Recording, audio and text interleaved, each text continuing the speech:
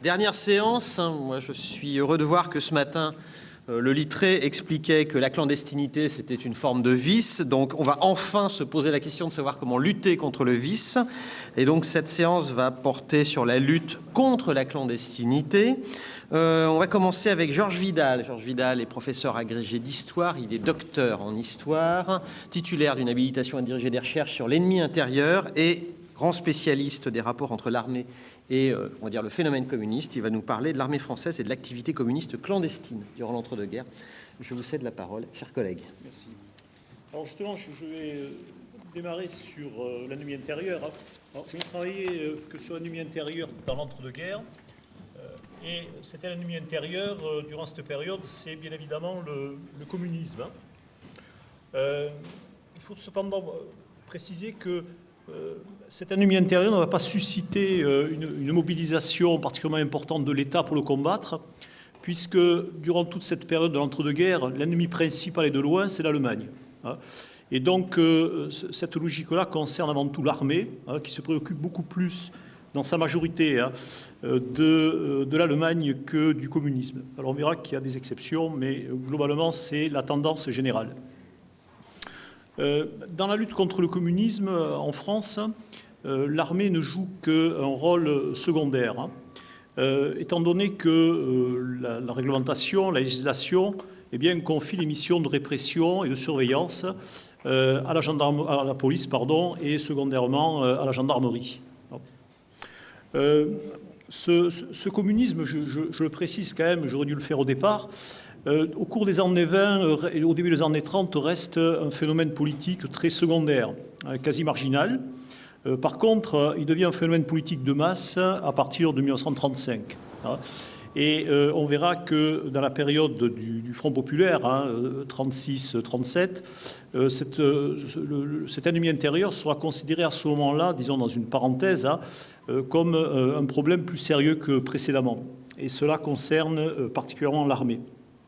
Alors, je dis donc que l'armée joue un rôle secondaire dans la lutte contre le communisme, mais pourtant, l'armée est directement concernée par l'activité communiste, puisqu'elle est une des cibles à travers l'action antimilitariste qui est menée dans les casernes, également en raison de l'activité des syndicalistes révolutionnaires dans les arsenaux et les industries d'armement, et puis enfin, bien sûr, par les activités d'espionnage qui sont développées par les soviétiques en relation avec les communistes français autour de 1930. Alors, ce rôle marginal de l'institution militaire dans la lutte contre le communisme est justement une source de tension au sein de l'armée, puisque une mouvance, je dirais autour du maréchal Pétain pour simplifier, considère que l'armée non seulement doit avoir un rôle beaucoup plus important dans la lutte contre le communisme, mais qu'elle devrait assurer le rôle principal dans la prévention d'une insurrection communiste qui ne manquerait pas de survenir, c'est une sorte d'axiome, si la guerre éclatait entre la France et l'Allemagne. Étant donné que dans la logique de ces militaires, je dirais qu'ils font preuve de l'anticommunisme radical, il existe une collusion structurelle entre le communisme et l'Allemagne. Donc, l'objet de ma communication est de voir dans quelle mesure l'armée participe à la surveillance et à la répression de l'activité communiste, mais également par des pratiques clandestines de la part de militaires qui vont s'organiser dans un cadre illégal dans la période 36-37, cette activité étant connue sous le nom de formation du réseau Corvignol. Alors, dans un premier temps, je vais parler du rôle de l'armée dans la protection de la défense nationale. Cette protection de la défense nationale consiste à se défendre face à l'antimilitarisme et aussi à l'activité de renseignement. Ces deux domaines étant, je dirais, liés, liés pour deux raisons. D'abord parce que l'activité l'activité de renseignement donc, de la part des soviétiques concerne le contre-espionnage, hein, et également l'activité antimilitariste dans les casernes eh bien, concerne donc partiellement le contre-espionnage militaire. Et puis, du point de vue des communistes, il y a aussi un lien entre l'activité antimilitariste et donc le renseignement.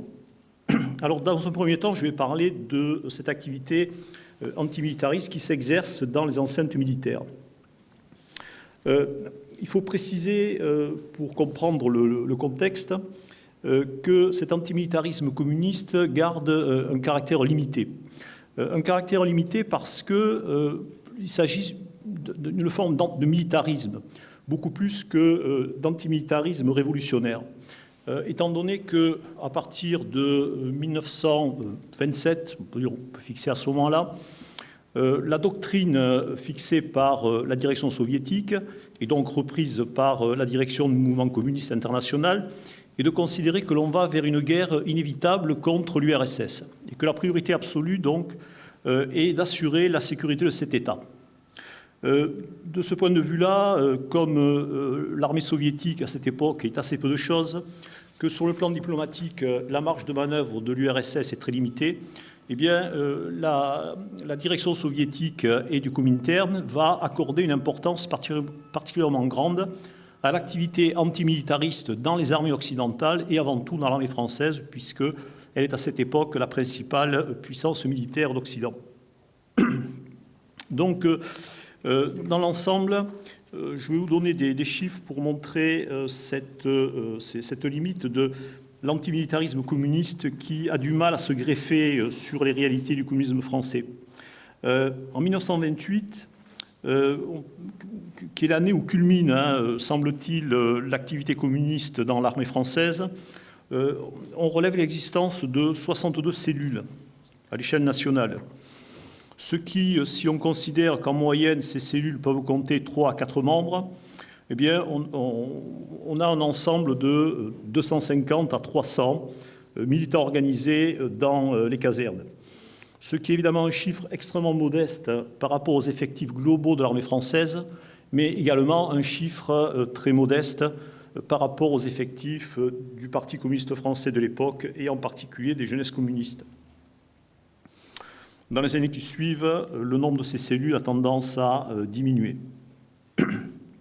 Alors, lorsque des activités donc de propagande antimilitariste sont repérées dans les casernes, il y a 2 procédures qui sont prévues pour atteinte à la discipline.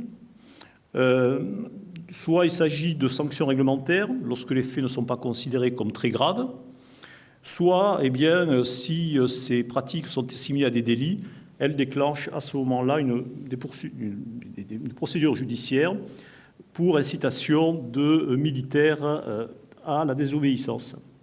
Dans la grande majorité des cas, les sanctions réglementaires sont appliquées avec un maximum de 60 jours de prison. Il peut arriver aussi que des sanctions soient appliquées contre des membres du Parti communiste qui sont condamnés à titre civil. Alors, par exemple, en 1932, le capitaine de réserve Laribert va être cassé de son grade parce qu'il a été condamné donc, pour son activité politique. Lorsqu'une procédure judiciaire est engagée, l'enquête est confiée à la police.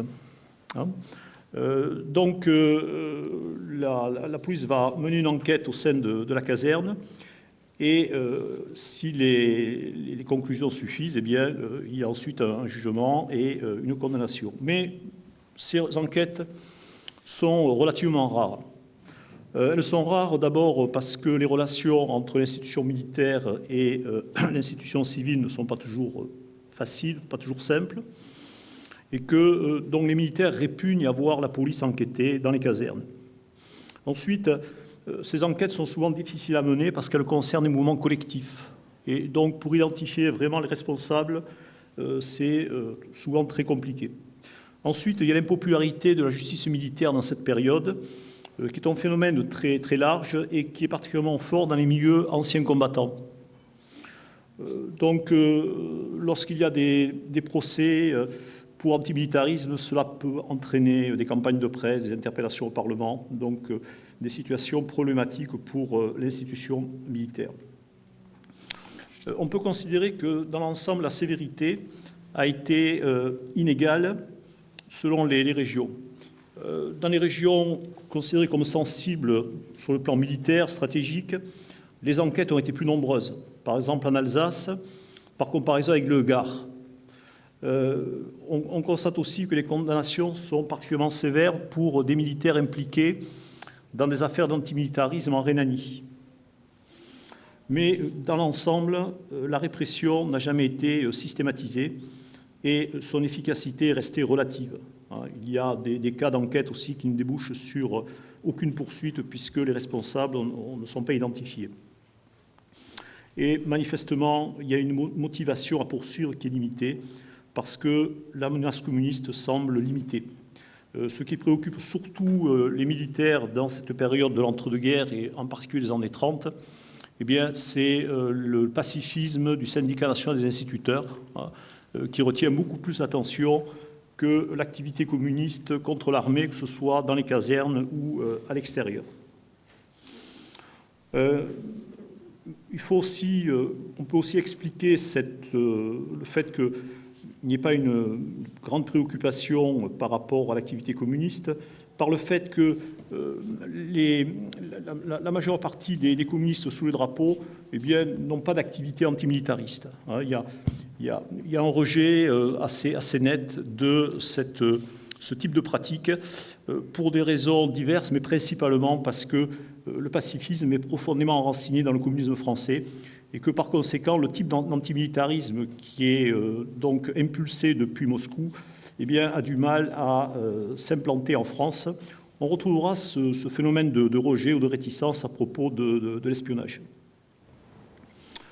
Ce qui joue aussi dans le fait que les communistes passent relativement inaperçus dans la majeure partie des cas, c'est qu'ils ont aussi pour consigne d'être de bons soldats, d'apprendre sérieusement l'usage des armes et donc à devenir des militaires, je dirais, bien formés.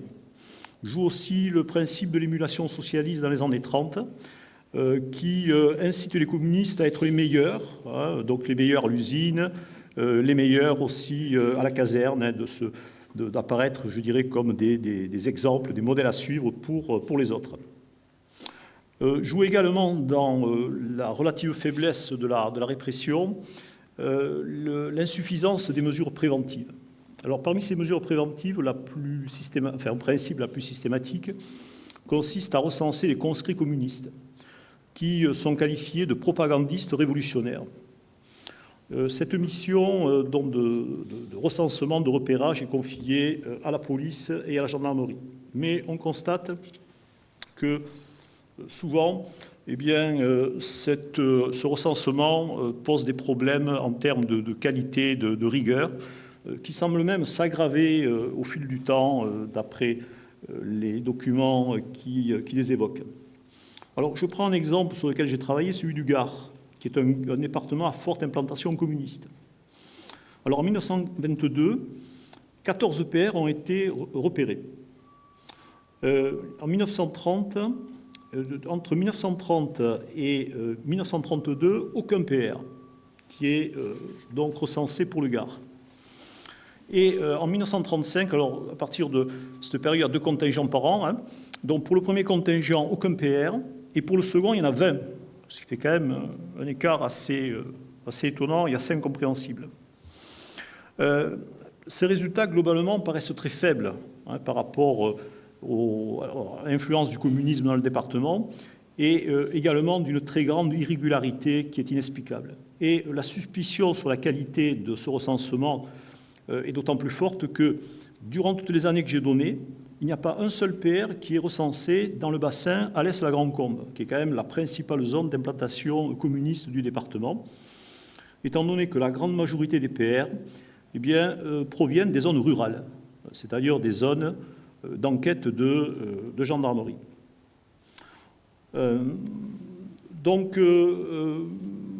Également, on constate que des militants communistes obtiennent des grades dans l'armée, alors qu'en principe, eh bien, ils doivent donc être écartés des fonctions de sous-officiers et également ne doivent pas pouvoir s'engager dans l'armée comme simples soldats.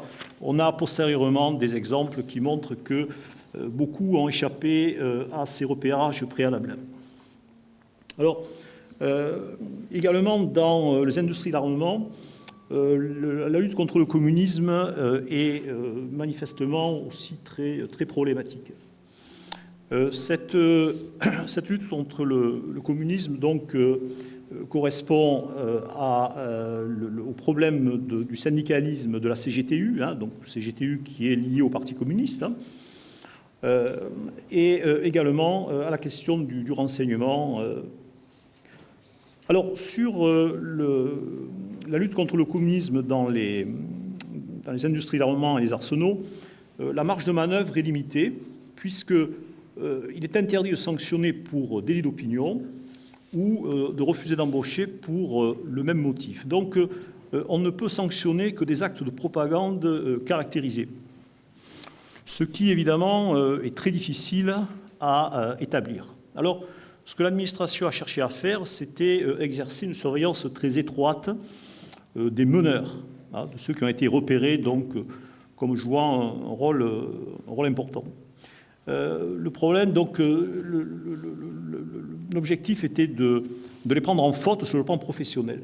Or, comme en général, ils donnent satisfaction sur le plan du travail fourni, eh bien, il est très difficile donc d'arriver à se débarrasser d'un de ces ouvriers repérés comme communistes. Et de toute façon, il y a quand même un problème d'ordre général durant toute la période, c'est que la France manque d'ouvriers qualifiés. Et donc, se débarrasser d'ouvriers comme communistes, c'est aussi se priver d'ouvriers qualifiés ou très qualifiés.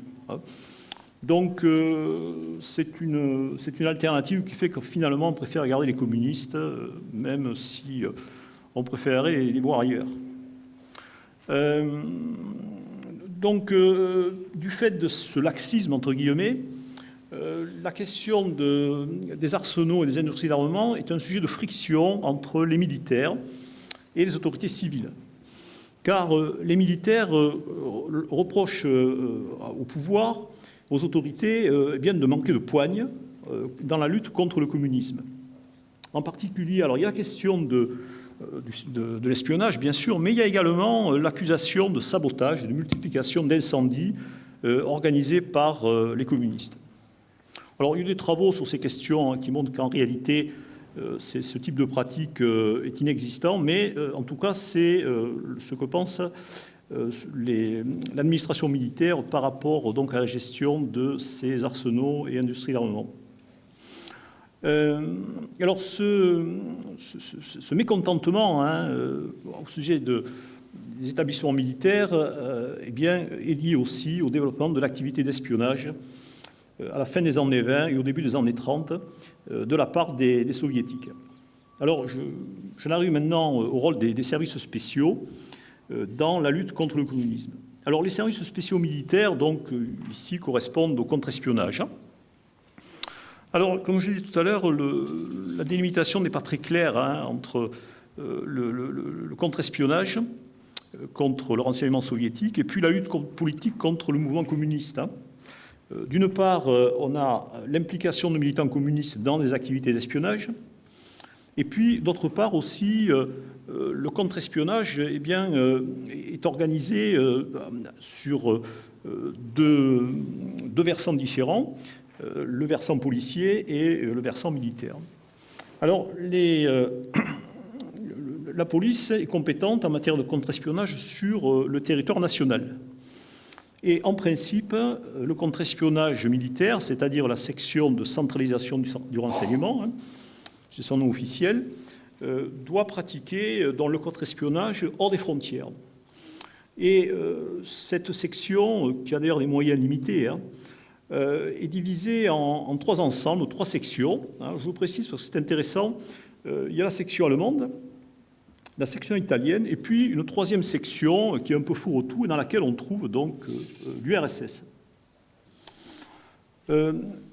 Donc, en fonction de la répartition de ces compétences, lorsque le contre-espionnage militaire est informé d'une activité suspecte dans un établissement militaire ou dans une unité militaire, en particulier sur les zones frontières, eh bien, il doit donc transmettre les renseignements qu'il a obtenus au service de police compétent. Et donc, c'est à ce moment-là la Sûreté générale ou la préfecture de police, c'est-à-dire plus précisément les renseignements généraux, qui vont mener l'enquête à ce sujet.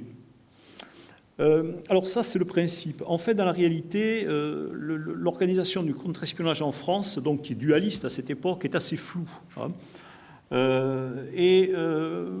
Donc la répartition précise des tâches entre les uns et les autres n'a pas été véritablement fixée.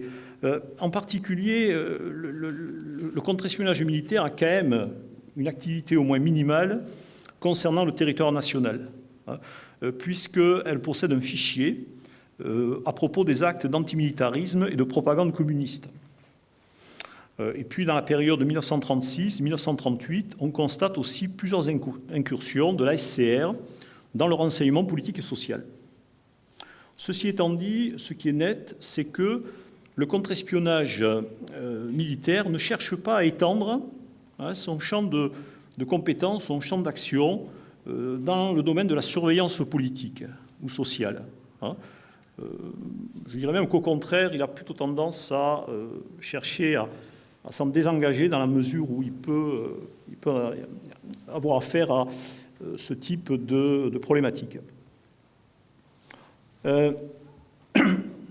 Alors, la modalité de coopération entre le contre-espionnage civil et militaire n'a jamais été précisément définie, ce qui pose un problème d'efficacité.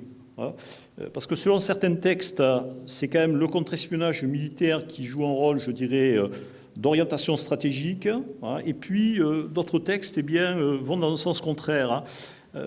Alors, au total, on a un bilan qui est assez mitigé.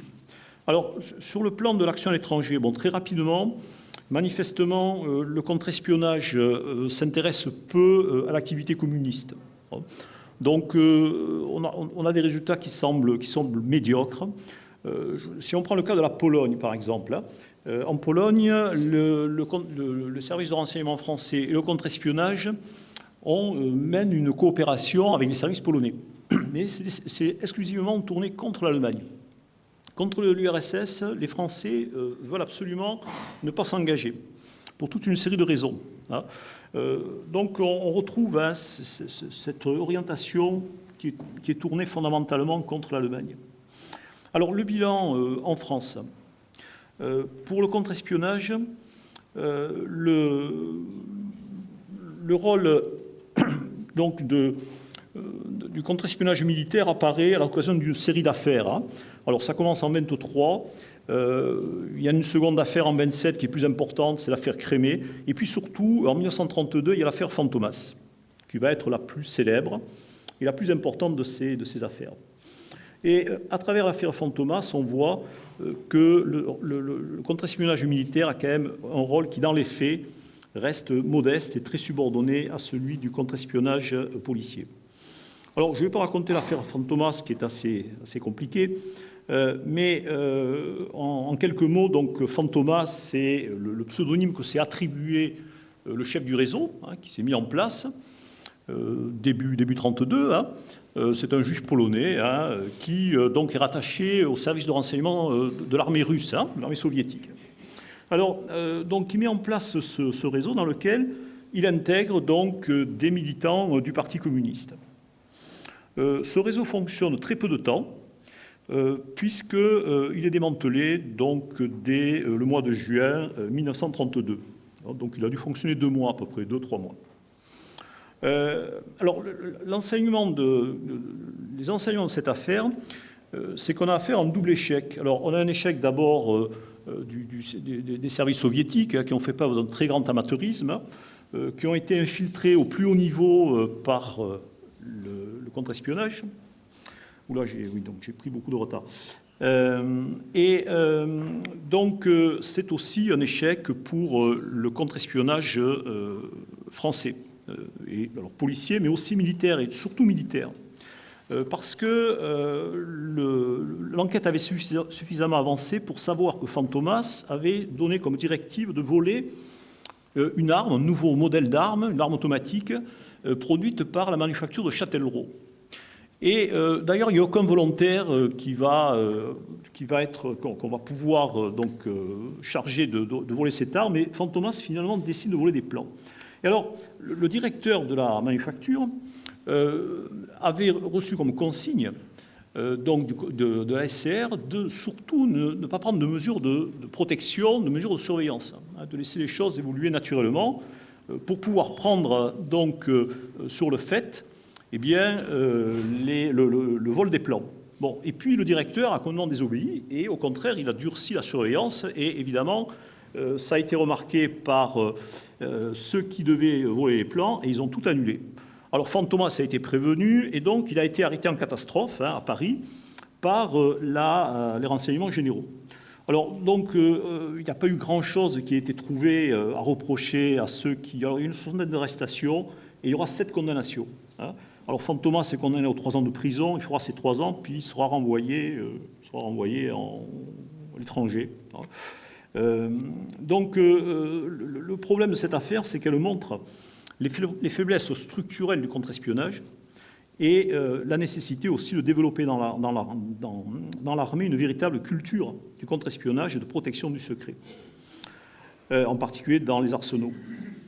Donc cette affaire va être exploitée pour alerter les dirigeants politiques de la nécessité de renforcer le contre-espionnage. Mais en fait, ce n'est pas contre les soviétiques, c'est surtout contre les Allemands et les Italiens. Alors, là, je n'ai pas le temps de donner des chiffres qui montrent que le problème, c'est véritablement le service de renseignement allemand et secondairement italien. Voilà. Alors, donc, je n'aurai pas le temps de parler du réseau Corvignol, donc je vais en faire un très bref résumé en 2 minutes. Donc, ce réseau Corvignol se met en place à partir de l'automne 1936, au lendemain des grandes grèves et de l'arrivée au pouvoir donc, de Léon Blum. Alors, ce réseau Corvignol sera démantelé en 1937. Alors, ce qui apparaît très nettement, c'est que les ramifications au sein du corps des officiers ont été relativement importantes. On ne peut pas les délimiter, bien sûr. Et il y a eu des connexions avec la cagoule, qui était la grosse affaire de cette période. En tout cas, ce qui apparaît nettement, c'est que le réseau Corvignol s'était donné pour mission, je dirais, officielle, ouverte, qui a été reconnue postérieurement, de mettre en échec une insurrection communiste qui donc se serait déclenchée en France à l'occasion de l'arrivée au pouvoir du gouvernement Blum.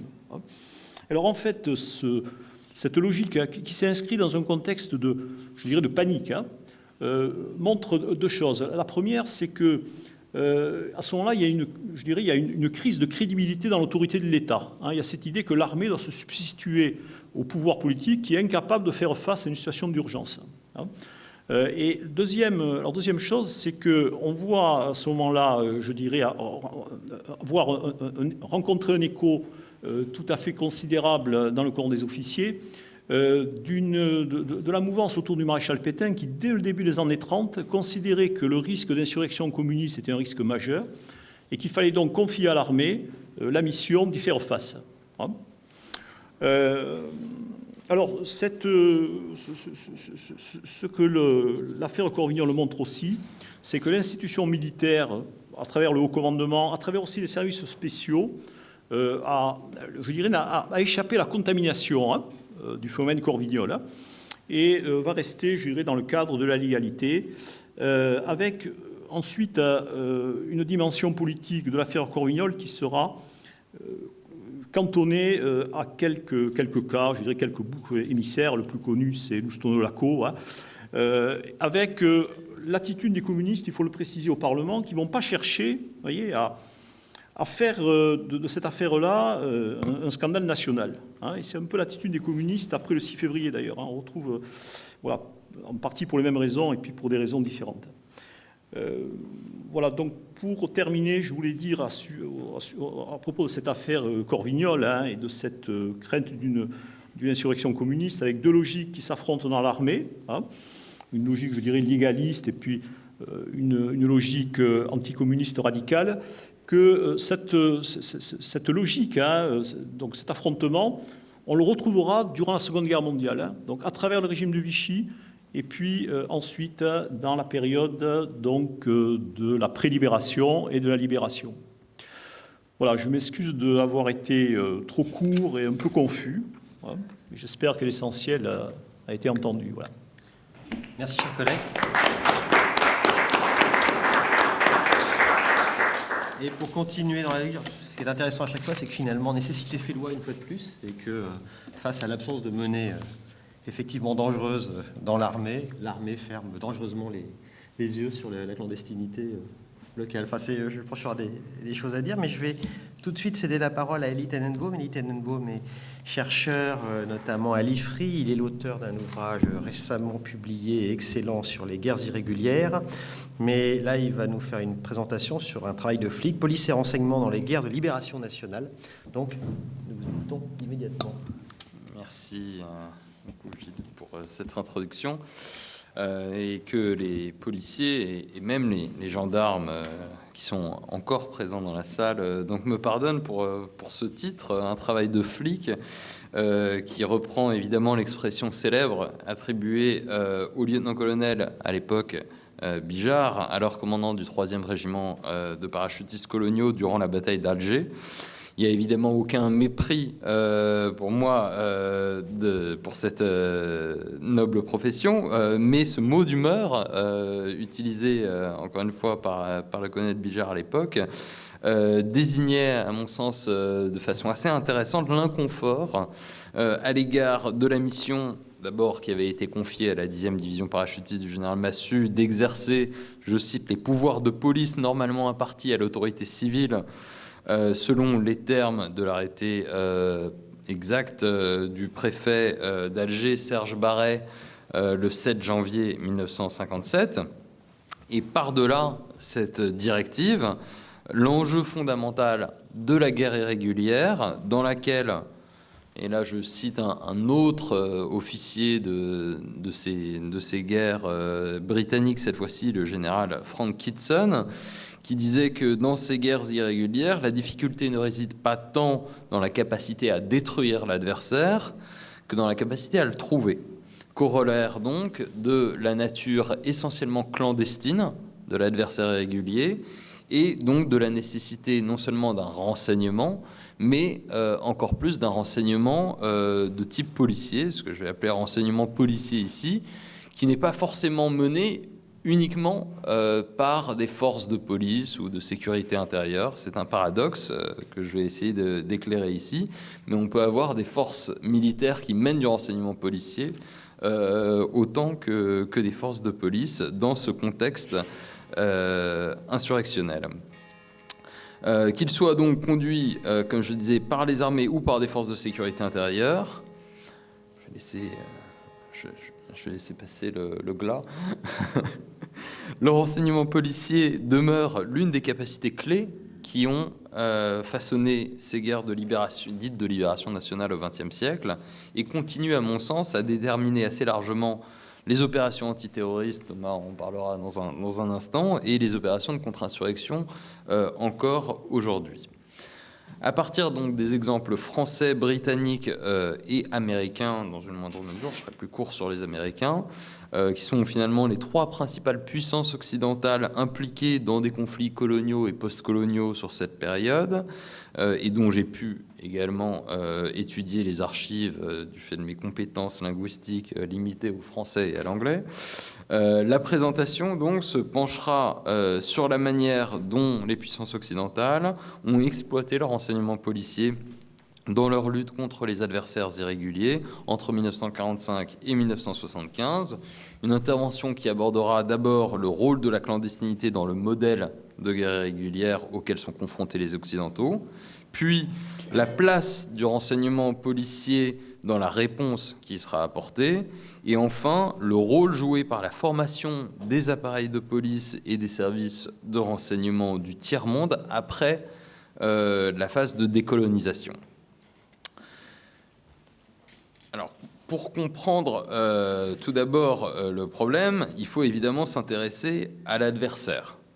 Et l'adversaire et à la manière dont il utilise justement cette clandestinité. Avec l'avènement des mouvements de décolonisation, une partie importante de ces mouvements vont pratiquer eux-mêmes une forme de clandestinité comme finalement expression de l'asymétrie matérielle qui les oppose aux puissances occidentales, encore largement dominantes et établies sur une bonne partie du globe, et qui vont les pousser finalement à utiliser la clandestinité comme un mode asymétrique. Tout d'abord à travers la guérilla, ce qui, c'est bien connu, est une tactique constante qu'on va retrouver de l'Asie du Sud-Est à l'Afrique, à l'Amérique latine. Guérilla, qui est une tactique asymétrique du faible au fort, qui permet de compenser donc cet avantage matériel des puissances occidentales, et qui n'est possible que par une certaine forme de clandestinité, celle qui permet aux partisans de se dissimuler aisément, soit dans son milieu physique.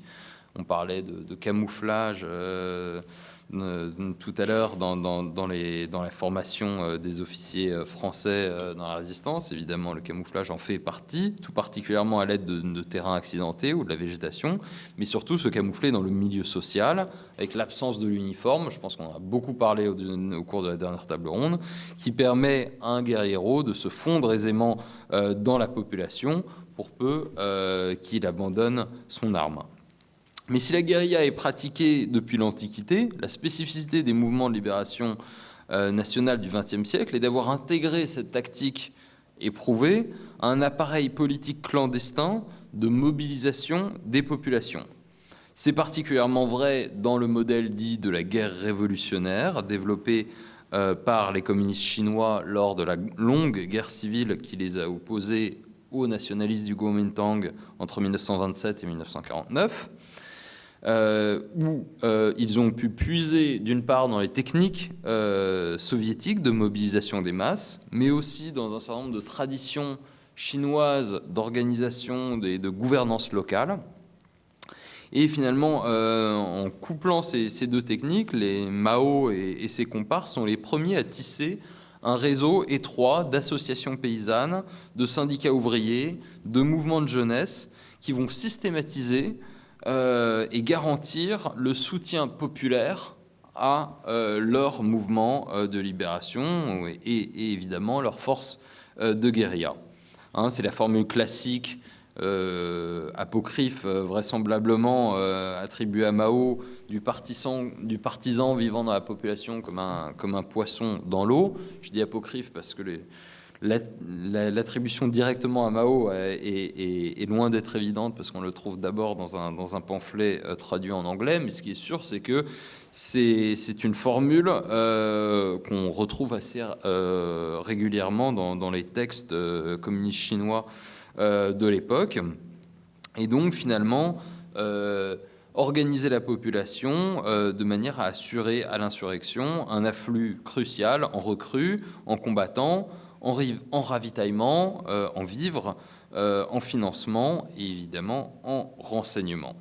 On va retrouver ce concept d'infrastructure politique clandestine, et donc pas simplement d'activité militaire clandestine, avec d'évidentes variations locales au sein de nombreux autres mouvements, pour certains très influencés par le modèle chinois, comme le Viet Minh par exemple, dont le réseau clandestin politique prend le nom de Lien Viet, ou encore plus le Parti communiste de Malaisie, qui a un réseau clandestin qui s'intitule en chinois directement Min Yuan, qui signifie l'organisation des masses.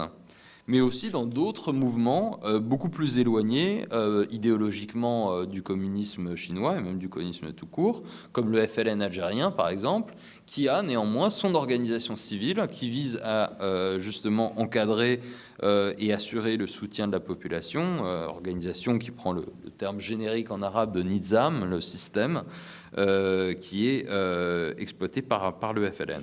Lors de la bataille d'Alger que j'évoquais à l'instant, en 1957, les archives du FLN qui ont été exploitées, étudiées par l'historien français Gilbert Meignet, confirment par exemple à peu près les renseignements français qui évaluaient à 1200 opérateurs à Alger de l'ALN, donc opérateurs armés, pour 4500 activistes politiques du FLN.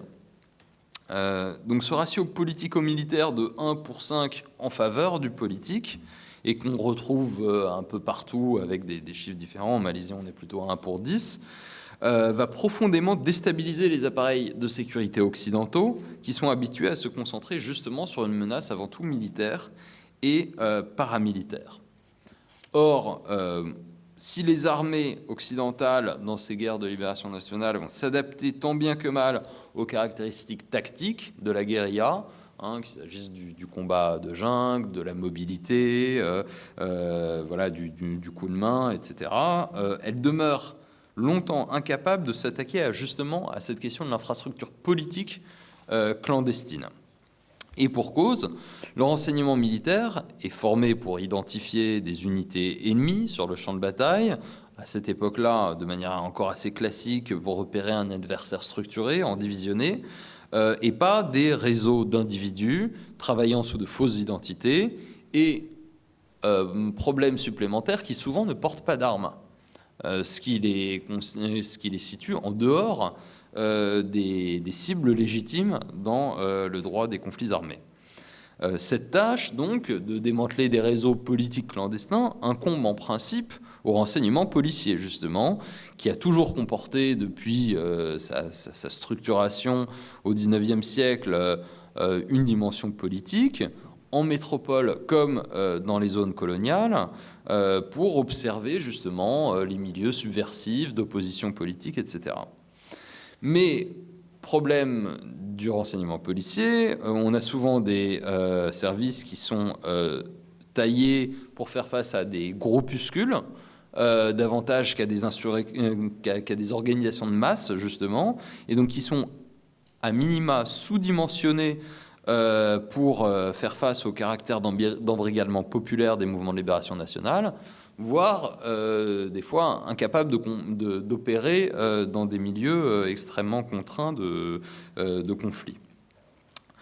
Face à ce constat, deux options finalement vont s'ouvrir pour les puissances occidentales d'adaptation, soit une militarisation, ce que j'appelle une militarisation des services de renseignement policiers, donc avec une montée en gamme et un renforcement capacitaire tout en restant sur leur focale politique, soit une policiarisation du renseignement militaire qui va transformer son métier finalement pour prendre une dimension plus politique. Derrière cette alternative se cache en réalité un choix évidemment politique de confier la conduite de la guerre, finalement la conduite essentielle de la guerre, à l'armée ou à la police. Pour Henry Gurney, qui était le gouverneur britannique de la Malaisie en 1948, je cite, « Le retrait du pouvoir civil et sa substitution à un contrôle militaire représenterait la première victoire des terroristes. » Gurney a été gouverneur en Palestine mandataire précédemment.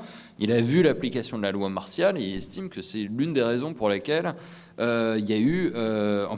il considère que l'opération a été un échec. Il va donc faire appel à un nouveau régime juridique qui a été introduit dans le droit britannique en 1939, mais qui n'a jamais encore été appliqué, qui est celui de l'état d'urgence, State of Emergency, qui va lui permettre de recourir à la force armée en appui et non pas à la place des forces de police, et surtout de conserver tout au long la prévalence de l'autorité civile. Et effectivement, tout au long de la campagne de Malaisie, la police, et non l'armée, enfin la police aura la primauté sur les opérations et aura la primauté sur l'armée.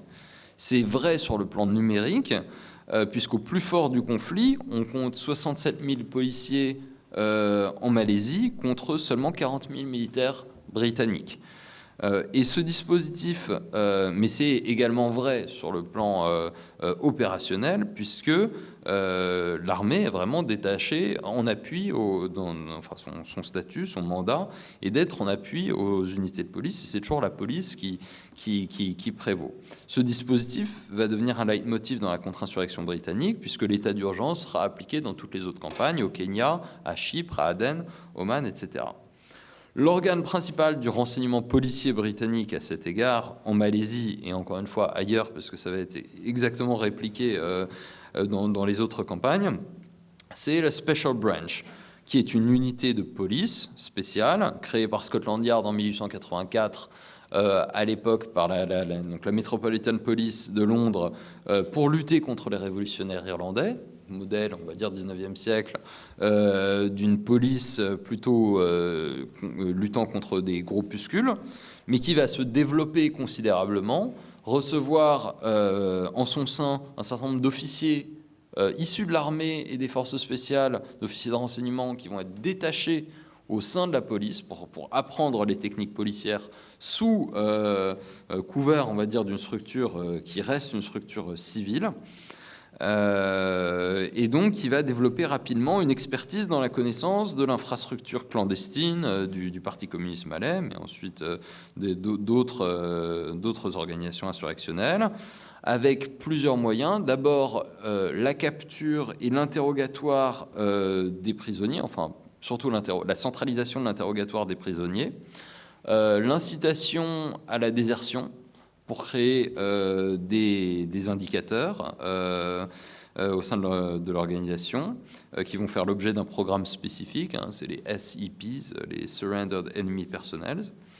En Malaisie comme au Kenya et ailleurs, la Special Branch va également développer un réseau d'agents vivants, tout d'abord dans la population, avec un système de rémunération extrêmement précis, des indicateurs, encore une fois, on parlait des questions de rémunération des sources à la dernière table ronde, c'est évidemment le cas, mais aussi au sein même de l'insurrection, avec des retournés et des infiltrés, et même ce qu'on va appeler des pseudo-unités qui se font passer pour des guerrieros communistes pour semer en fait la zizanie et faire ce qu'on appelle des opérations d'intoxication. La Special Branch dispose donc à cet effet d'officiers de renseignement issus de l'armée régulière détachés et des forces spéciales détachées auprès de la police. À l'opposé de ce modèle, d'une primauté policière fortement militarisée, la France va développer en Indochine et en Algérie et ailleurs aussi, au Cameroun par exemple, une approche opposée centrée plutôt sur la policiarisation de l'armée. Il faut, pour le comprendre, se rappeler d'abord la faiblesse du renseignement policier colonial français au lendemain de la Seconde Guerre mondiale. En 1945, l'ancienne sûreté indochinoise, par exemple, a été totalement décapitée par le coup de force japonais du 9 mars 1945 et ne récupérera jamais l'influence qu'elle avait dans les années 30, où on s'était considéré véritablement comme l'instrument de renseignement colonial le plus efficace de la région, si ce n'est de l'Empire. À partir de 1951, le Haut Commissariat français en Indochine va transférer ce qui reste finalement de la sûreté policière indochinoise au domaine militaire, parce qu'elle est en train de transférer un certain nombre de prérogatives à l'État national du Vietnam qui est censé devenir indépendant. Et pour conserver la main, les Français vont militariser, ils vont intégrer ce qui reste de cette sûreté au sein du SDEC en Indochine, de l'antenne du SDEC en Indochine, de manière à ne pas perdre le contrôle dans le cadre du processus de vietnamisation. Bon an, mal an, ce vont donc être des officiers de renseignement militaire qui vont armer les brigades de contre-espionnage opérationnel, les BCEO, créées en 1951, qui sont rebaptisées l'année suivante détachement opérationnel de protection. les DOP, les fameux DOP qu'on va retrouver ensuite en Algérie, qui sont chargés d'interroger les prisonniers, de débusquer les éléments du Viet Minh insérés au sein de la population vietnamienne, les propagandistes, les cadres civils du régime. Cette policiarisation finalement d'un renseignement militaire qui se met à faire des tâches policières et qui efface, pour ainsi dire, le renseignement proprement policier, se retrouve évidemment en Algérie, dont on a à peu près les mêmes problématiques. À la veille de la guerre en 1954, les forces de sécurité intérieure en Algérie ne dépassaient pas 50 000 fonctionnaires et gendarmes, alors que... je me dépêche. Alors que la troupe comportait déjà près de 100 000 hommes. Certes, en 1955, le gouvernement d'Edgar Faure avait justement adopté la fameuse loi sur l'état d'urgence, qu'on a eu récemment encore appliquée en métropole, en s'inspirant d'ailleurs ouvertement, c'est dans les débats à l'Assemblée, du modèle britannique de la loi sur l'état d'urgence, qui permettait d'accroître les pouvoirs de police administrative sans pour autant donner le contrôle à l'armée. Mais l'année suivante, son successeur, Guy Mollet, va plus loin en adoptant les pouvoirs spéciaux, qui permettent justement d'attribuer les pouvoirs de police à l'autorité militaire. On retourne le modèle. Ce que fait le premier à le faire, c'est Maurice Papon, qui est préfet de Constantine, dès 1956, et puis Serge Barret, on l'a dit, en 1957 à Alger.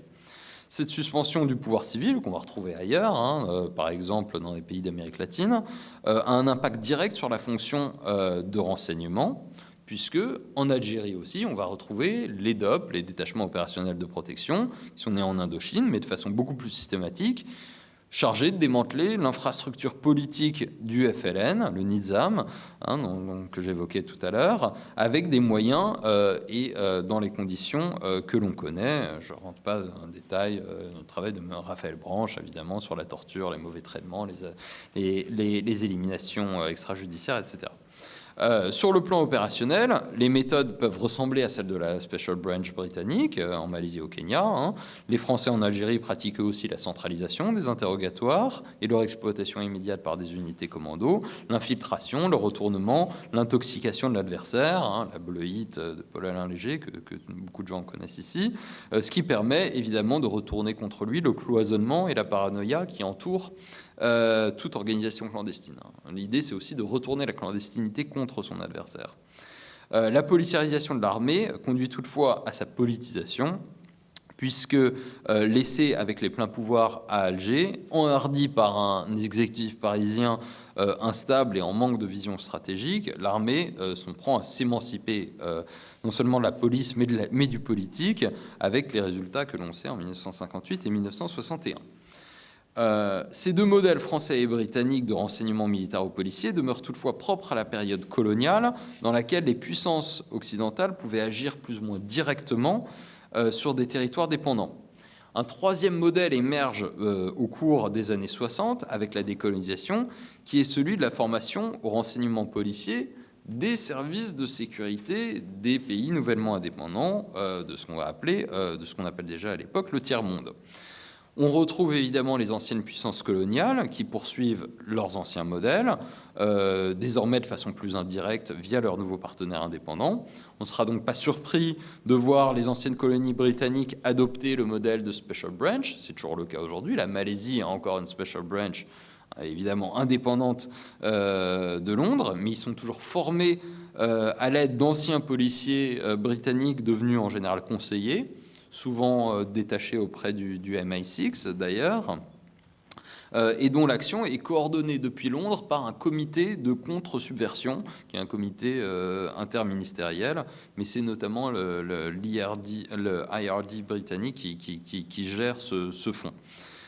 Les anciennes colonies françaises, en Afrique noire notamment, mais aussi dans d'autres zones d'influence, comme certains pays d'Amérique latine, vont aussi prolonger le modèle de service de renseignement militarisé, service de renseignement militaire, mais qui assure des fonctions de lutte contre l'appareil politique clandestin.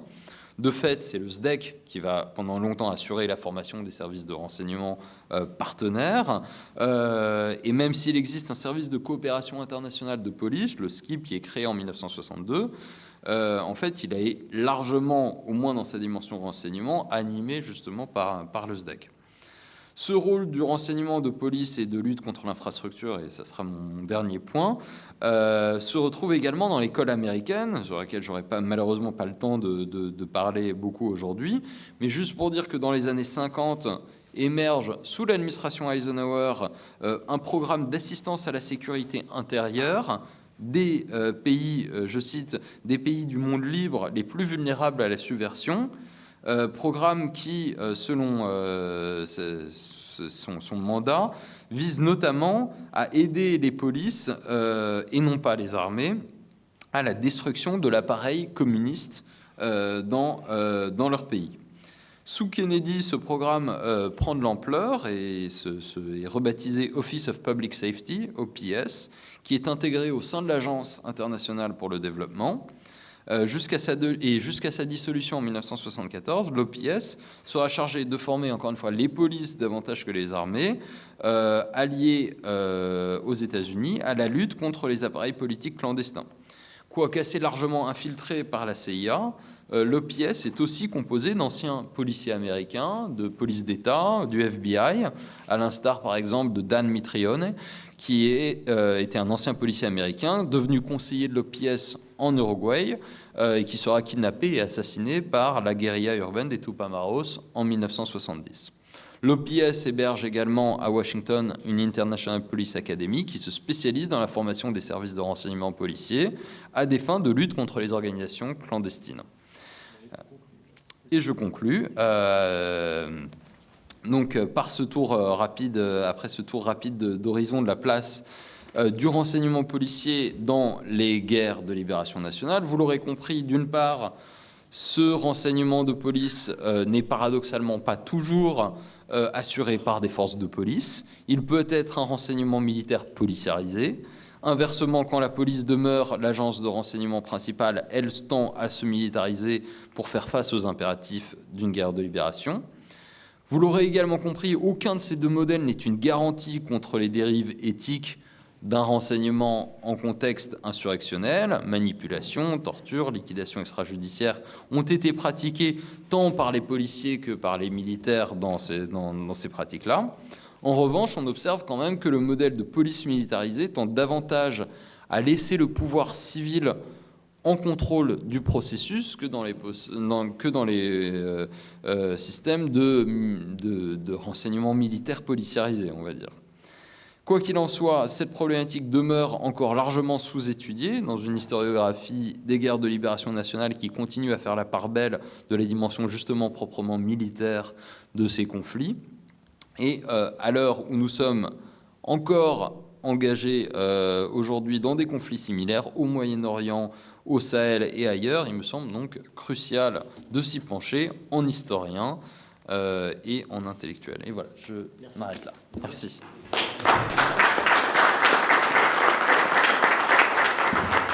Sans plus attendre la parole à Thomas Bozardeau, qui est docteur en histoire de l'Université Paris-Sorbonne, spécialiste de la lutte internationale contre le terrorisme, et qui va nous parler justement des actions clandestines, des coopérations des polices dans l'Europe des années 70-80. Chers collègues. C'est un peu plus simple. Est-ce que tout va bien? Je vais prendre ta montre, c'est plus simple. Donc effectivement, la question de la clandestinité terroriste présente de prime abord un certain aspect paradoxal. On peut intuitivement penser que la préparation d'un attentat, toute sa logistique, nécessite le plus grand secret afin de ne pas être détecté par les services de sécurité et de renseignement qui visent à le prévenir. Mais l'attentat en lui-même constitue le moment de la négation de la clandestinité. L'attentat est un acte de communication à destination du grand public, à destination du pouvoir politique, mais aussi permet aux services de sécurité qui n'ont pas pu le prévenir de relever des traces qui permettent de remonter à l'auteur des actes et donc de tenter de percer leur clandestinité. Sous ce premier paradoxe, je vais passer du point de vue du chercheur. Sur la question de la définition du terrorisme, la question de la clandestinité ne fait pas non plus consensus. Dans sa définition paradigmatique, deux micros, c'est pas nécessaire.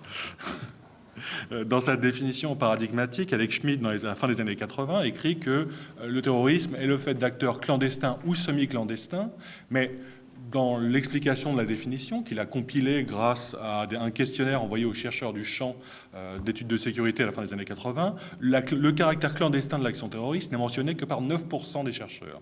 Donc, la clandestinité de l'action terroriste n'est pas quelque chose qui vient de prime abord comme une évidence pour la recherche et au moins au niveau de l'intuition. Donc, raison de plus pour s'intéresser, et c'est ce que je vais tenter de faire pendant les 20 minutes qui me sont allouées, inverser la focale et s'intéresser sur la manière dont l'État, et plus précisément les services de police, ces services de police, appréhendent la manière dont la clandestinité terroriste se manifeste. J'ai choisi pour cela de m'intéresser plus largement à la question dans les années 70 et 80, qui sont le théâtre d'un triple phénomène.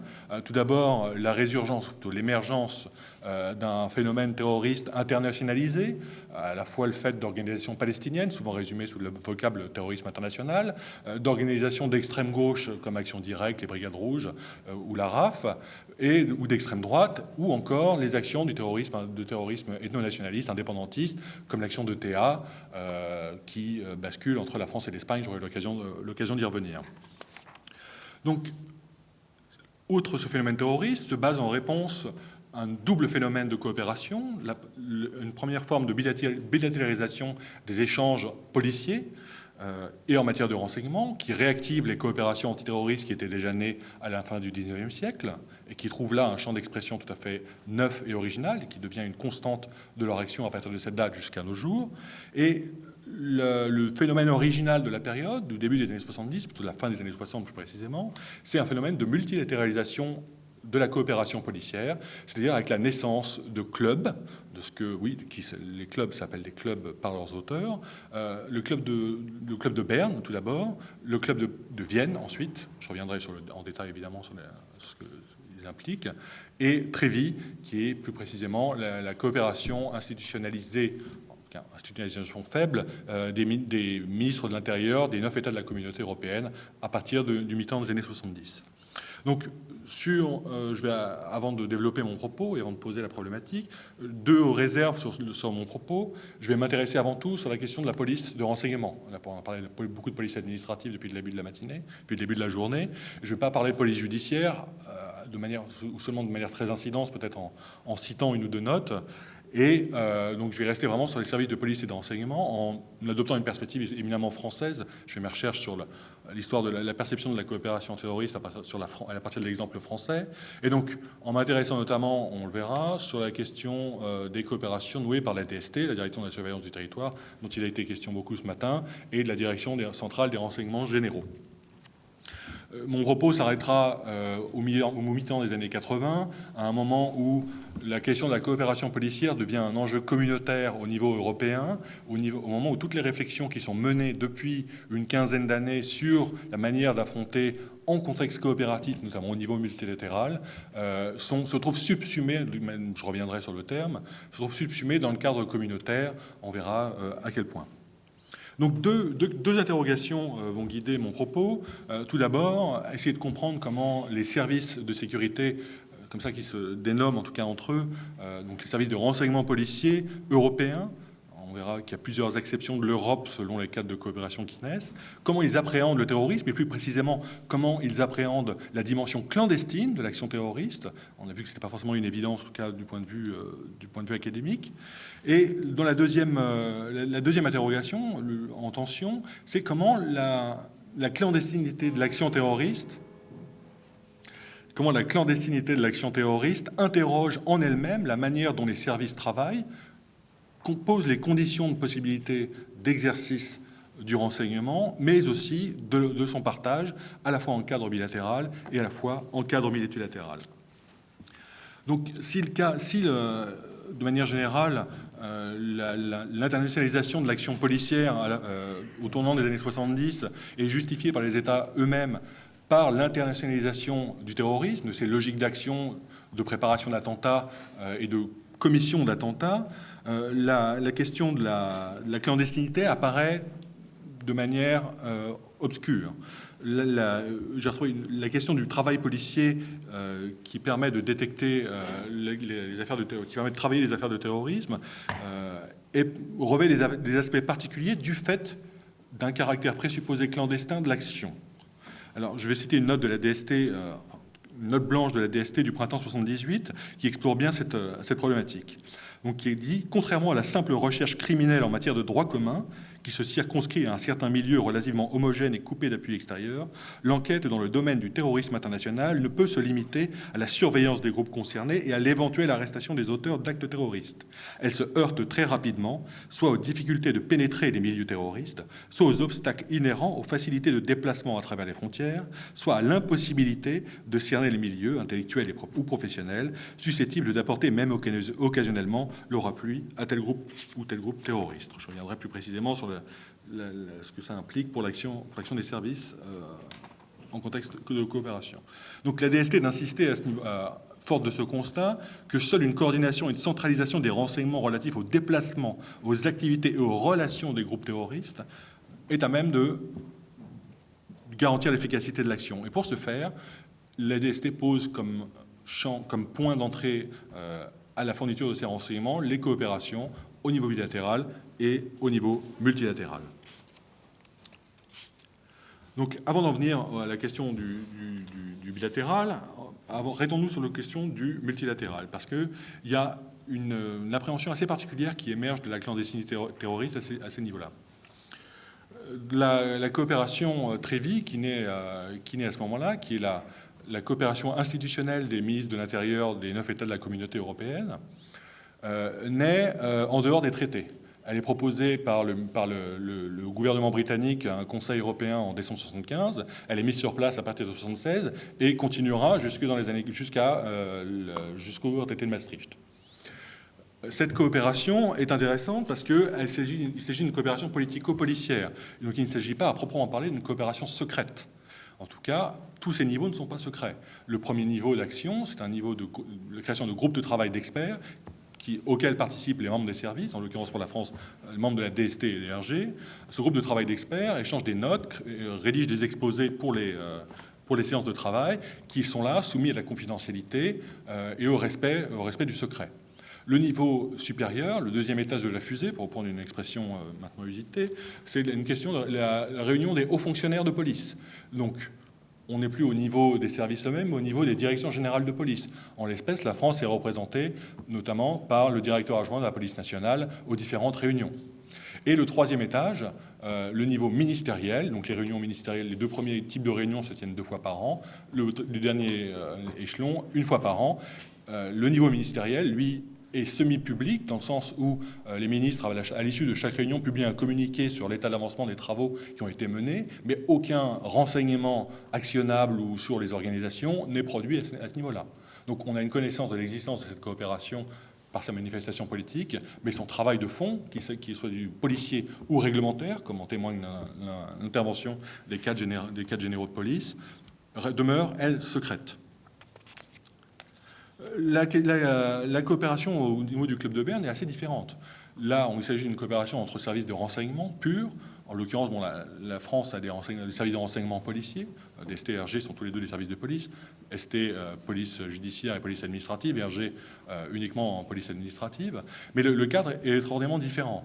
Le Club de Berne, qui émerge à la fin des années 60, 69-70, on n'est pas très bien sûr, travaille sur la question de l'espionnage, mais on vient progressivement, avec le développement du terrorisme palestinien en Europe, à travailler avant tout la matière terroriste dès le début des années 70. Et là, il s'agit d'un cadre très informel, il y a des réunions 2 fois par an, mais où il y a une grande confiance, une confiance absolue qui règne entre les chefs de service qui sont présents. Et d'ailleurs, ils sont représentés au plus haut niveau. Marcel Chalet, par exemple, directeur de la DST, était présent lui-même à beaucoup de réunions. Et j'ai retrouvé certains courriers dans les archives du préfet Grimaud au moment du départ de Marcel Chalet de la DST, qui montrait que les chefs de service de renseignement étrangers étaient très inquiets de son départ, étant donné le degré de confiance qu'ils avaient acquis avec Marcel Chalet.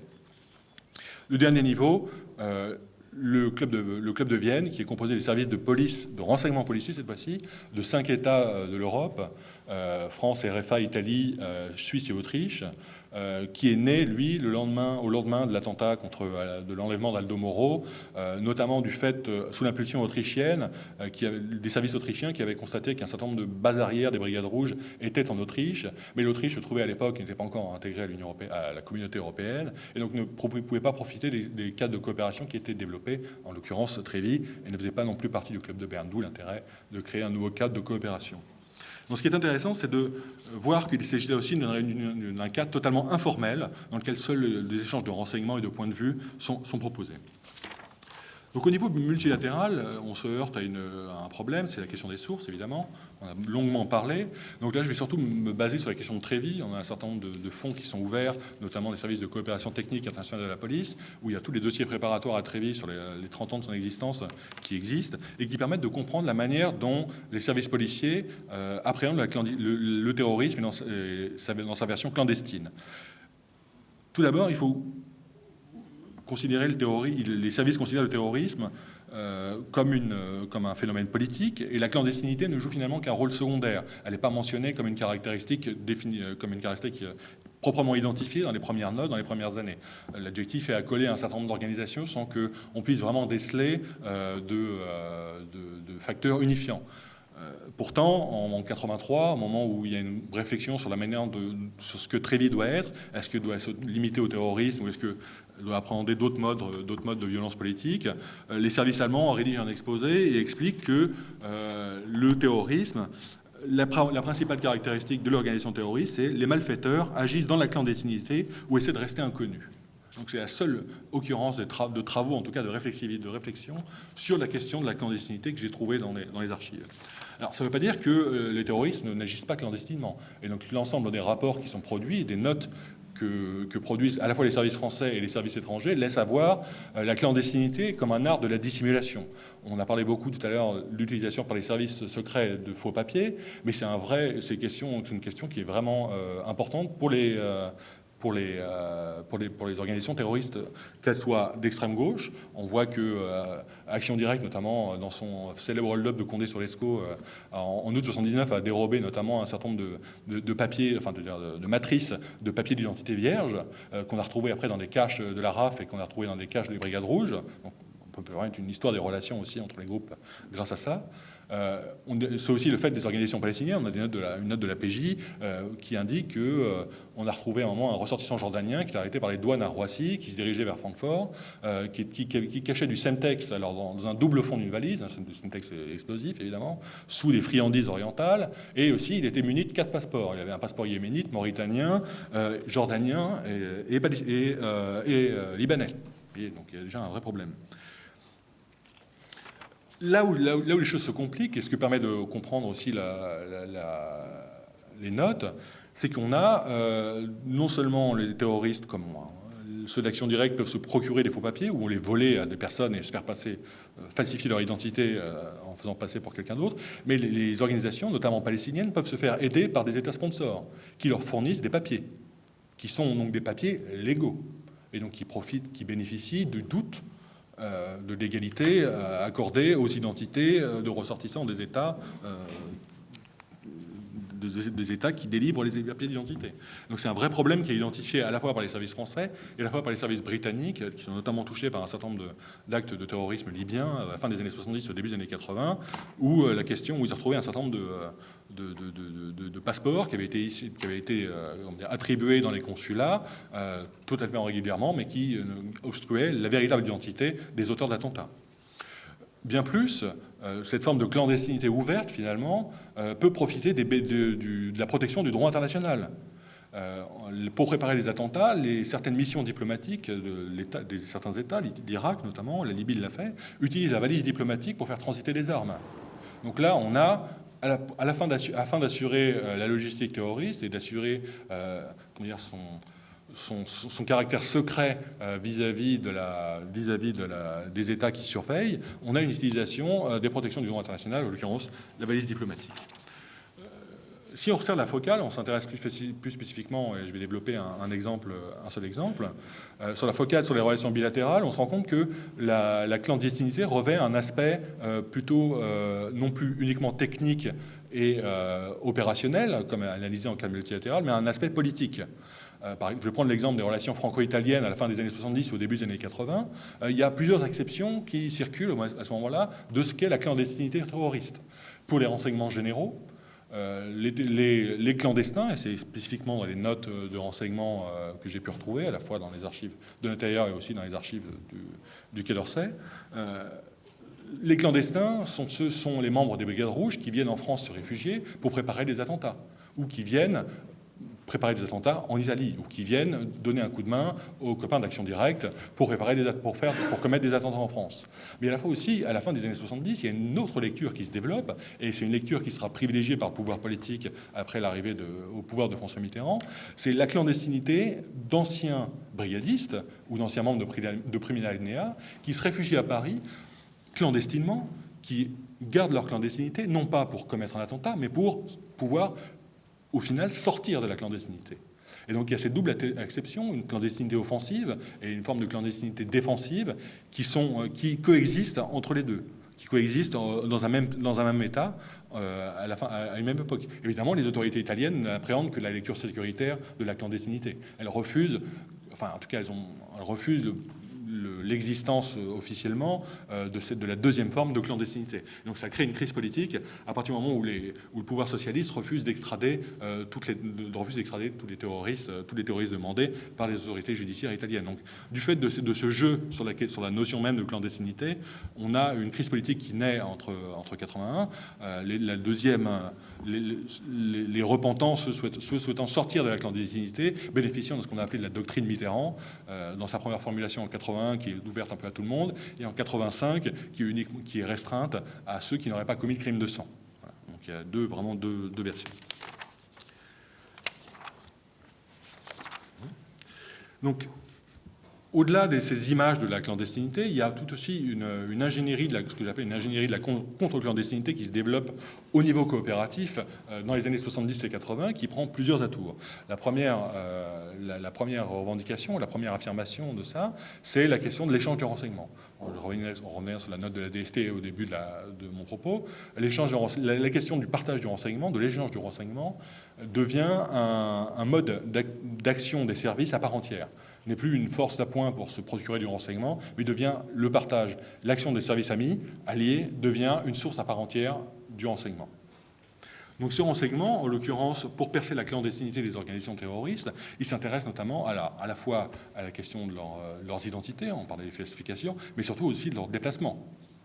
Donc on a un certain nombre dans un certain nombre de cadres, selon le caractère multilatéral ou bilatéral, les échanges de renseignements seront plus ou moins raffinés. Au niveau du club de Berne, la chercheuse Aviva Gutmann, qui a pu travailler sur les échanges de Telex entre les services de sécurité partis au club entre 1971 et 1972, a identifié sept types de renseignements qui sont échangés, qui sont très très intéressants pour appréhender la manière dont la clandestinité pouvait être rompue. Donc tout d'abord, des renseignements permettant de profiler les suspects, des renseignements permettant d'identifier les soutiens, de tracer des activités, d'élucider les stratégies terroristes. Il y a aussi des retours d'expérience sur les actions terroristes et des alertes en cas d'attentats à venir. Au niveau Trévi, l'échange de renseignements se limite aussi surtout à des exposés, à des notes d'ambiance sur la question terroriste, mais il y a aussi une conscience aiguë que du caractère multilatéral, des limites du partage de renseignements confidentiels avec 9 autres partenaires, dont les niveaux de confiance entre eux peuvent varier énormément. Ce sera le cas des relations franco-espagnoles quand l'Espagne rejoindra Trévi en 85. Je ne développerai pas forcément cet exemple.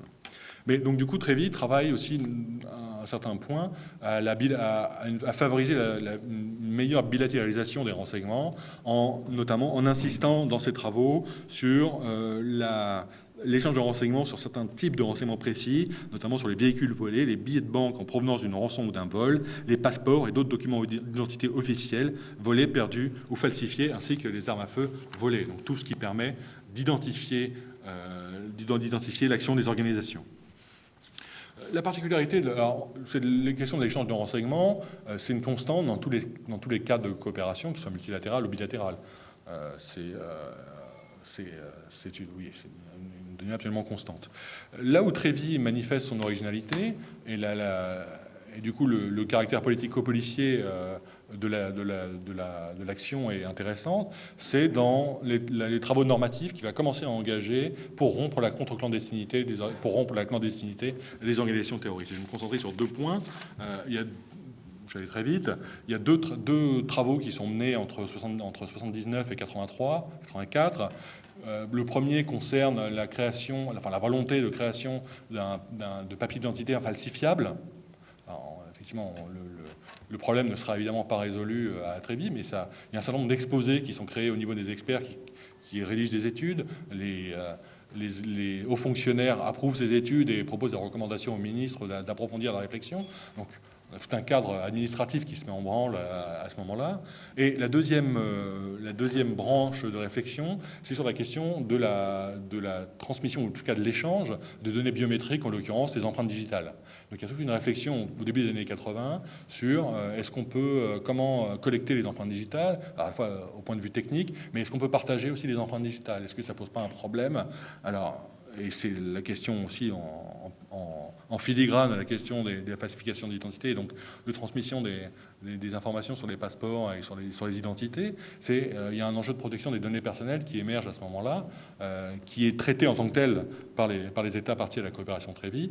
On est dans les début des années 80. En France, la loi Informatique et Liberté peut être 78. En Allemagne, l'arrêt classe de la Cour du Conseil de l'Europe a mis un frein aussi à l'action antiterroriste allemande.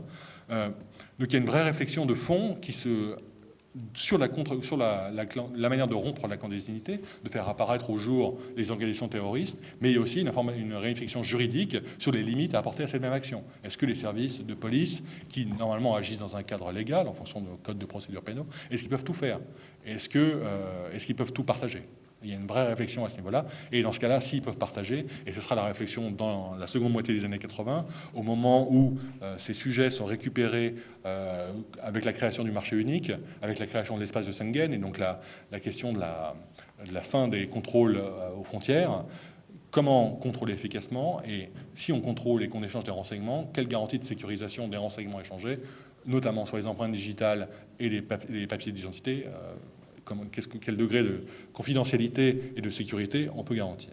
Et je vais terminer mon propos, je vois que je suis un peu toujours à lui et à dire, sur les limites de l'action coopérative en matière de contre-clandestinité. Et c'est là qu'on voit l'influence de la clandestinité terroriste sur les méthodes d'action même des services. Il y a un problème méthodologique. J'ai évoqué une note de la DST de 78 au début de mon propos. La pénétration de groupes clandestins et généralement formés de très peu d'opérateurs présente un enjeu extraordinairement difficile pour les services. Et ils sont reconnus comme tels à la fois dans les cadres de coopération multilatérale et aussi au niveau de l'État. Je parlais de Maurice Grimaud tout à l'heure, qui était directeur de cabinet de Gaston Defferre entre 80 et 83, qui, dans une note de synthèse au début de son mandat, mettait en exergue le fait qu'il est à l'évidence d'autant plus difficile de recruter au sein de groupes réduits des sources humaines fiables et surtout d'en assurer la protection, ce qui constitue une règle essentielle. Donc il s'agit non seulement de trouver du renseignement, mais de pouvoir conserver ces renseignements. Il y a aussi un autre problème méthodologique, c'est à partir du moment où, et là la DST est très claire, à partir du moment où les terroristes sont soutenus par des États, je parlais de la valise diplomatique, l'édition de passeports réglementaires, est-ce que l'action policière est suffisante? En l'occurrence, la DST dit que ce n'est pas le cas. Elle explicite, je retrouve ça dans une note préparatoire à une réunion Trévi, dans laquelle la question des falsifications d'identité est évoquée. Pour la DST, elle explique qu'à l'évidence, la réponse pour ces problèmes, pour ces organisations terroristes particulières, pour ces soutiens logistiques qui assurent la clandestinité, une clandestinité garantie par l'État, la réponse n'est pas policière mais politique. Et il faudra effectivement attendre 86 et la création, avec l'acte unique de l'organe de coopération politique européenne, pour que les sanctions commencent à être adoptées à l'encontre d'États qui sont soutiens du terrorisme, et en l'occurrence la Libye en 86. Il y a enfin un dernier point, et la clandestinité des organisations interroge la possibilité d'une coopération multilatérale en matière de renseignement pur, et non plus seulement dans un cadre normatif. Au début des années 80, les Britanniques, qui sont toujours très actifs en la matière, contrairement à maintenant, voulait que les services, les groupes de travail réalisent une étude spécifique sur les liens entre les terroristes du Moyen-Orient et les terroristes occidentaux, enfin, qui opéraient en tout cas en Europe continentale. La DST est furieuse de cette proposition britannique qui, pour elle, va à l'encontre même à la fois de la nature de la coopération engagée à Trévis, mais qui met en cause directement la manière de travailler des services.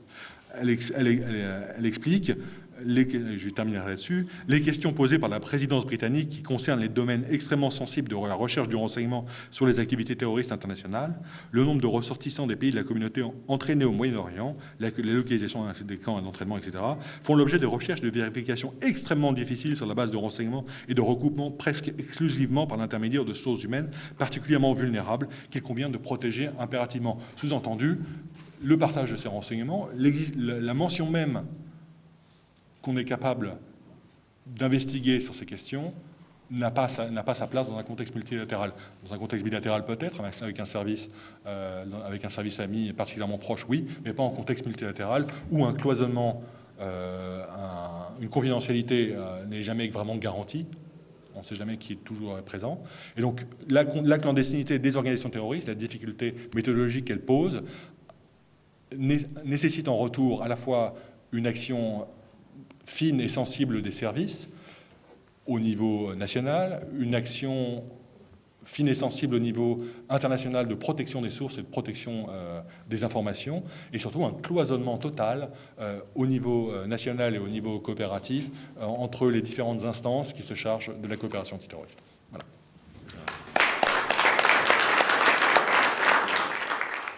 Comme vous l'avez vu sur le programme, je propose de reposer un certain nombre de problématiques liées à la clandestinité à partir d'un questionnement sur les pratiques de clandestinité à l'époque moderne et prolonger ensuite, bien sûr, la réflexion sur la période contemporaine. Alors, pourquoi remonter à l'Ancien Régime pour conclure une journée d'études sur la clandestinité, donc dans les pratiques militaires et policières à l'époque contemporaine?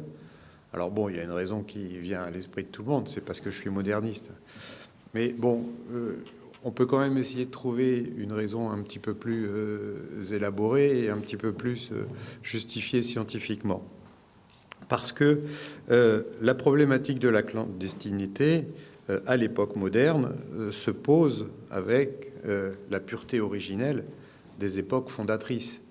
C'est à l'époque moderne que naît le paradigme policier, par exemple, ou en tout cas que le paradigme policier évolue dans le sens que nous lui connaissons aujourd'hui. C'est aussi à l'époque moderne que s'élabore le concept de force publique. Et précisément, le concept de force publique inclut, tel que Guibert le définit en 1790, la publicité. Et précisément, donc, entre a priori quand même en contradiction avec les pratiques clandestines. Et puis aussi, et surtout, même, la clandestinité renvoie à l'essence même de la monarchie absolue française. Et j'insiste bien, la monarchie absolue française, on y reviendra tout à l'heure, puisque le paradigme policier tel qu'il apparaît aux yeux des Anglais, par exemple au XVIIIe siècle, apparaît bien comme une notion spécifiquement française et spécifiquement absolutiste. Bon, j'y reviendrai. Alors, qu'y a-t-il de spécifiquement absolutiste ou absolu dans la notion de clandestinité? Eh bien, d'abord parce que absolu signifie, donc étymologiquement, absolutus, c'est-à-dire délié de toute contrainte. Alors, de quelle contrainte plus particulièrement lorsqu'il s'agit du pouvoir absolu du roi? La contrainte de la loi. Donc, un roi absolu, c'est un roi délié des lois. Alors, c'est un roi délié des lois parce qu'il incarne la puissance législative, et donc il doit pouvoir modifier et réformer la loi, mais surtout parce que ce qui caractérise la puissance souveraine, c'est l'exécution. C'est le pouvoir exécutif. Or, précisément, c'est là que ça nous renvoie à la clandestinité, parce que la clandestinité, ça n'est pas le secret.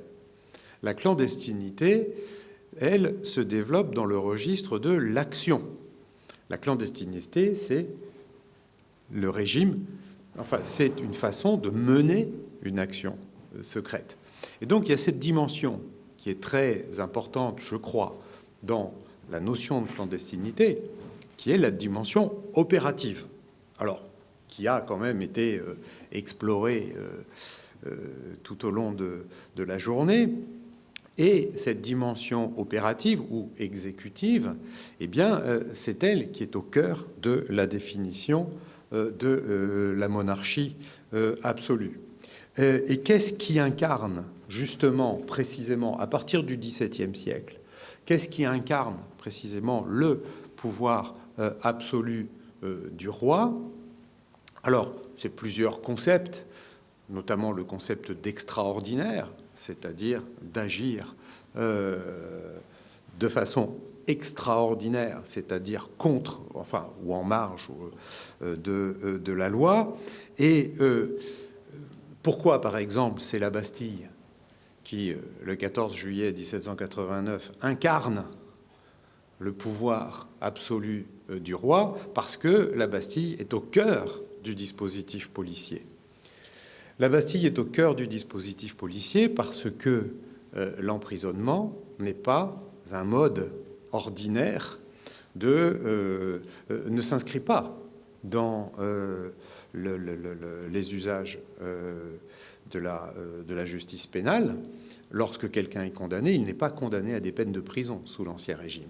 Donc on enferme en prison, à la Bastille en particulier, que des individus qui font l'objet d'une procédure policière, mais pas judiciaire. Et comment est-ce qu'on envoie quelqu'un à la Bastille? Par une lettre de cachet. Qu'est-ce que c'est qu'une lettre de cachet? Eh bien, c'est une lettre clandestine, qui n'est pas publique. C'est une lettre fermée par un sceau. Alors, par un sceau royal qui s'applique de façon différente, c'est pour la fermer. Alors, la lettre de cachet, véritablement, incarne totalement l'absolutisme parce qu'elle vient en opposition du régime public, de la loi, qui, elle, bien sûr, s'inscrit dans un régime de publicité, dans un régime de publication, d'enregistrement par les parlements, etc. Et si on regarde les pratiques, les usages policiers qui mènent des individus à la Bastille, qu'est-ce qu'on trouve? Bien, on trouve des individus qui ne peuvent pas faire l'objet d'une poursuite judiciaire parce qu'ils n'ont pas commis d'infraction condamnée par la loi. Et donc, on y poursuit des individus, par exemple, pour ce qu'on considère comme des crimes d'opinion, etc. Alors, il n'y a pas que la Bastille, il y a aussi le donjon de Vincennes. C'est là que Diderot a passé une petite partie de sa vie. Donc, on y trouve des auteurs, on y trouve des libraires et on y trouve des espions. Les registres de la Bastille qui ont été conservés, qui sont conservés à la bibliothèque de l'Arsenal, révèlent une présence très importante, notamment sous le règne de Louis XIV. On y voit beaucoup d'espions. La lettre de cachet, mais au-delà de la lettre de cachet, le paradigme policier se construit autour aussi d'un certain nombre de figures, telles que la figure des mouches. Donc les mouches, ce sont ces commissaires ou inspecteurs de police qui agissent clandestinement, notamment en s'installant dans les cabarets pour relever et pour constater les délits d'expression publique de ceux qui... c'est ce que Arlette Farge a étudié dans son ouvrage sur Dire et mal dire. Alors ça, c'est une problématique sur laquelle je reviendrai, c'est-à-dire qu'il y a une articulation entre l'expression publique et la clandestinité, une articulation un petit peu apparemment paradoxale, mais j'y reviendrai. Bon, et puis bon, tout un développement aussi dans les pratiques de la guerre qui échappent au système institutionnel. Bon, par exemple, notamment le financement de la guerre. Il y a un extraordinaire de la guerre qui repose aussi sur des pratiques. Alors,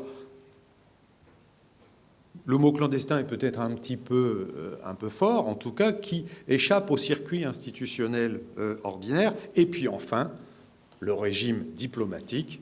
C'est dans le domaine diplomatique qu'on voit apparaître le secret du roi sous le règne de Louis XV.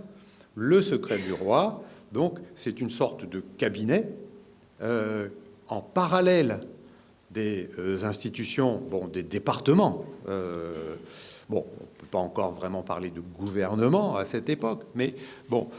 Et le cabinet du roi, par exemple, tel que Louis XV l'élabore, c'est lui qui construit, par exemple, le nouveau système d'alliance internationale qui va engendrer la guerre de 7 ans. Au moment où la France entre en guerre, Louis XV dit « c'est mon œuvre et je la crois bonne ». Bon, alors là, il sera démenti. Mais, et précisément, c'est aussi le moment où est mis en cause le secret du roi et les interférences entre l'intervention du roi et les procédures politiques, administratives, mais aussi militaires et diplomatiques ordinaires. Donc, c'est dans ce contexte-là que, après la guerre de 7 ans, dans les années 1770, se développe le paradigme donc, de la force publique. Alors, il change de sens, parce que sous le règne de Louis XIV, force publique, ça désigne la force insurrectionnelle. La force publique, c'est la force telle que le public peut se l'approprier dans une perspective insurrectionnelle. Et puis, le paradigme s'inverse, donc avec l'ouvrage de Guibert. Alors, la force publique, c'est non seulement la force telle qu'elle est exercée par la puissance publique, mais c'est aussi la force telle qu'elle est intégrée à la chose publique. Alors, je le dis en français, parce que chez Guibert, on n'entre pas encore dans la logique républicaine, mais c'est bien effectivement ce qui va l'évolution qui va se développer. En ce qui concerne la guerre, il y a vraiment un régime ou l'affirmation d'un régime de publicité non seulement des pratiques de guerre, mais aussi, par exemple, de la théorie de la guerre. C'est-à-dire qu'il y a des controverses, il y a une pensée stratégique qui se développe dans les années 70-80, qui se développe de façon extraordinaire, et certains reprochent même aux auteurs de rendre trop publics les visées stratégiques et même les principes d'action, y compris tactique, etc. Et la réponse, par exemple, qui est donnée par Guibert dans sa défense du système de guerre moderne, c'est de dire que ce qui fait l'efficacité dans la guerre, c'est pas le secret, c'est la capacité politique à fabriquer un système institutionnel qui soit conforme aux principes publics de la guerre. Et donc, par exemple, Guibert connaît le système prussien, qu'il est allé visiter, etc. Et donc, on voit s'imposer l'idée donc de la guerre comme un principe soumis, faisant partie de la chose publique. Donc c'est ce qui se passe sous la Révolution française, avec en particulier la naissance des comités militaires dans l'Assemblée constituante, le comité militaire est justement précisément celui qui articule entre la logique exécutive, puisque la guerre est encore entre les mains du roi et du ministre de la guerre, puisqu'on parle désormais de ministre de la guerre et plus de secrétaire d'État, et l'Assemblée constituante. Alors, on voit donc se développer une critique des pratiques clandestines, donc à la lumière de ce nouveau concept de la force publique. Alors j'évoquais l'Angleterre tout à l'heure. En Angleterre, on voit se développer effectivement, enfin se développer depuis déjà longtemps, cette critique des pratiques policières. Il y a notamment un ouvrage qui est publié en 1786 par un avocat. Je vous donne la traduction. Permettez-moi, monsieur, alors qui s'appelle A Letter to Archibald MacDonald Esquire, donc où il répond à un projet d'élaborer un système policier en Angleterre. Il dit « Permettez-moi, monsieur, selon mon préjugé en tant qu'anglais, et laissez-moi ajouter, selon mon savoir d'avocat, mes objections au mot police. Le mot est établi sous un gouvernement qu'il ne peut être dans votre intention d'imiter. Il est trop étroitement lié au système français pour être admis à la hâte dans un système de jurisprudence anglaise. » Parce qu'en Angleterre, le paradigme policier reste à ce moment-là encore dépendant d'un système civique. Ce sont les citoyens qui ont la responsabilité d'arrêter les voleurs. Stop thief. Bon. Mais ensuite, et je crois que c'est là que se profile ce paradoxe, on l'a vu, c'est que l'Angleterre va devenir un laboratoire d'élaboration des pratiques clandestines, et on vient de l'évoquer. Alors, justement, ça m'amène, et donc à cette ouverture sur la période contemporaine que je vais essayer que je vais traiter rapidement, c'est qu'avec la Révolution française et l'introduction des pratiques policières et militaires dans ce nouveau régime de publicité, c'est-à-dire d'intégration à la chose publique, alors qu'elle se fasse dans un régime strictement républicain ou pas, ça je dirais que c'est un détail. Alors, ça ne sera plus un détail à partir de la Troisième République, mais finalement va poser, je trouve, de façon essentielle, les questions qui vont se développer. En gros, ce que je voudrais dire, c'est qu'à partir de ce moment-là, alors oui, je suis allé un petit peu vite sur l'idée qu'il y a eu aussi sous l'Ancien Régime une institutionnalisation de la police, qui est devenue, alors avec une composante particulière qui est la maréchaussée qui devient la gendarmerie. Et puis, mais il y a aussi, avec la création de la charge de lieutenant général de police en 1667 à Paris, puis les charges de commissaire, de lieutenant de police. Donc il y a une institutionnalisation de la police.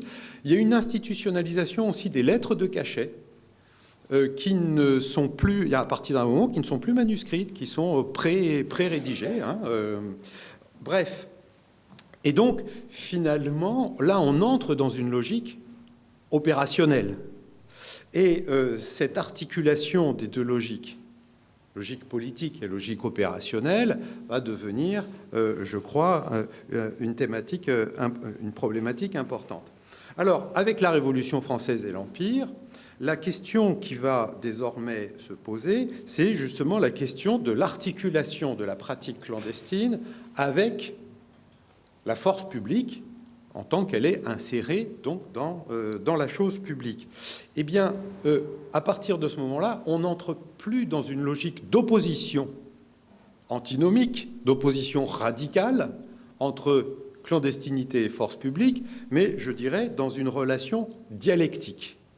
Alors, dans une relation dialectique, d'ailleurs, Guibert le dit très bien dans son traité de la force publique, il distingue les différents registres de la force publique, la force du dedans, la force du dehors, donc le registre policier, le registre militaire, mais il ne se contente pas de les opposer, il explique comment ils doivent s'articuler en permanence et comment, justement, la force armée doit entrer dans une relation dialectique avec bon, la garde nationale, alors il ne la désigne pas comme ça, mais, et puis avec les autorités municipales, etc. Donc il présente la force publique, je le cite, sous tous ses rapports, c'est-à-dire comme, finalement, comme un système.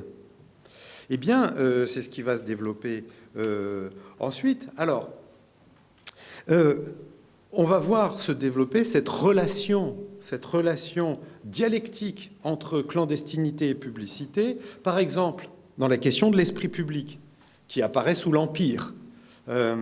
L'objet des pratiques clandestines, ça a été évoqué, et parfois d'enquêter sur l'esprit public, les réseaux de renseignement des administrateurs, du gouvernement, des intendants, sous la monarchie, des préfets, bien sûr, sous l'Empire, et aujourd'hui, les usages de sondage, tout cela évoque le péril d'un dépassement de la démocratie, parce que enquêter sur l'esprit public et déceler dans l'esprit public des tendances, des opinions qui ne s'exprimeraient pas par le biais des élections, c'est supposer que la démocratie est dépassable. Et c'est très précisément ce qu'explique Gustave Le Bon en 1895 dans La psychologie des foules, où il éclaire, il fait de la géographie. Alors, la psychologie des foules, ce n'est pas seulement une problématique insurrectionnelle, hein, ce n'est pas seulement comment fonctionnent les foules dans une situation d'émeute. Il fait aussi une analyse de la cartographie électorale de la France, et il explique qu'il y a des structures